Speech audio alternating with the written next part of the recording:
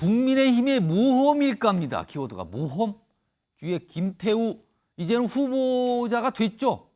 강서구청장 보궐선거에 김태우 후보자가 됐습니다. 전직 구청장이었어요. 자, 그럼요.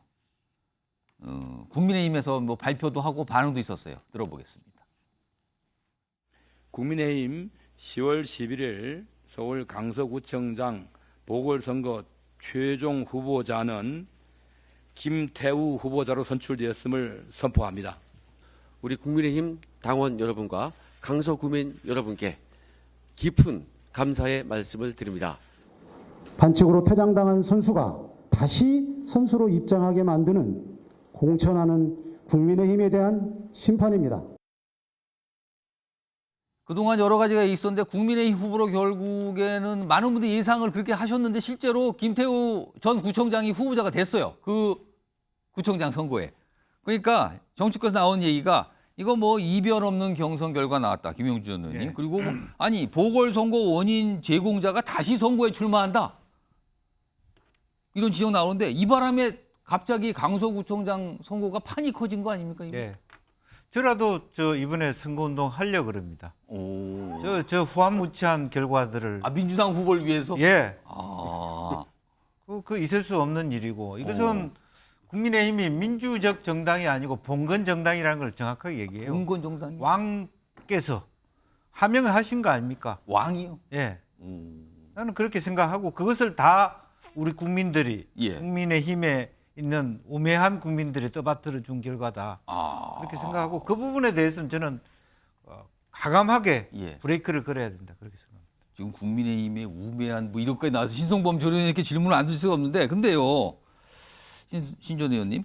국민의힘에서는 당초 이 강서구청장 보궐선거가 너무 판이 커지는 거 약간 부담도 느끼고 그리고 일각에서 이거 무공천 뭐 이런 가능성까지 거론했었거든요. 근데 결국에는 공천을 했는데 그것도 김태우 전 구청장이 공천됐어요. 이거 왜 그런 겁니까? 사실은 공천하기로 결정하는 순간 후보는 김태우밖에 없는 거죠. 인지도가 최고 높고 시세가 있는 유일한 후보였고 예. 다른 후보 두 분에 대해서는 참 경선이라는 과정을 통해서 협조를 이끌어내는 뭐 그 과정은 정치적 과정이었다고 보는 거고 예. 우리 김 의원께서 평소에는 점잖으신데 오늘도 굉장히 오늘도 굉장한 비판하셨어요. 하셨는데 결과는 봐야 돼요. 왜 봐야 되냐? 전체적으로 보면 국힘이 불리하죠. 왜냐하면 저 강서구 자체가 원래 좀 불리한 지역이에요. 원래 불리한 지역이에요. 역대 선거 보면 유영, 김도연 정도가 예, 예. 사실은 우리 국힘 출신의 선거를 그런 데서 당선된 지역이라는 점을 전제로 하고 그렇기 때문에 저는 정치적 부담은 제가 보기에는 크지 않다고 봤던 편이에요. 근데? 말을 바꾸면 패배하면 국힘은 그나마 타격이 적은데 예. 민주당 후보가 진교훈 후보가 패배하면 타격은 민주당이 더 큰 그런 선거이기도 한 거예요. 이건. 그럼 이번에 국민의힘이 설사 김태우 후보가 지더라도 국민의힘 지도부 입장에서는 뭐 별 타격 없이 그냥 그걸 넘어간다 이렇게 보입니까? 이게 일부에서는 뭐 김기현 대표 체제를 갖고 되겠냐 이런 얘기를 하고 싶어 하겠지만 원래 무게가 안 실려 있단 말이에요. 선거 자체는. 예. 따라서 오히려 역으로 활용하면 예. 수도권에서 잘못하면 큰일 나겠다는 당원들의 어떻게 보면 절박함이라든지 위기의식을 불이 붙는다면 오히려 더 전화위복이 될 수 있어요. 전용기 의원.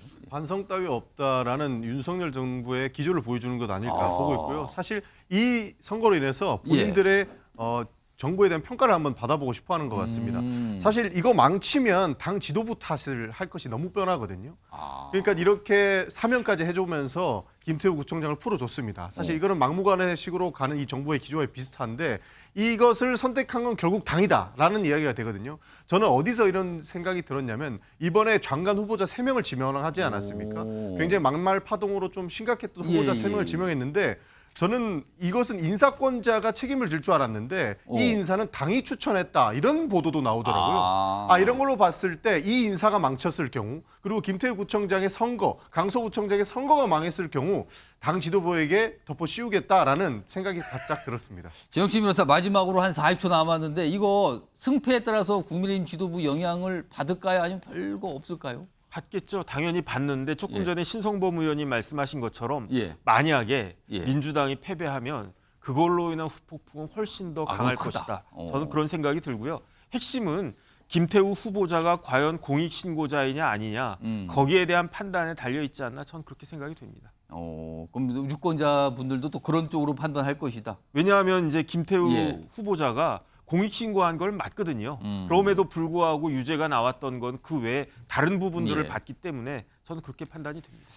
그러니까 직전 구청장이었는데 물러나서 보궐선거를 하는데 그 직전 구청장이 다시가 후보자가 되는 상황. 이거 이례적이긴 합니다만 또 여러 가지 해석 네 분이 좀 다르게 해 주셨습니다. 시청자 여러분께서 판단해 보시기 바랍니다.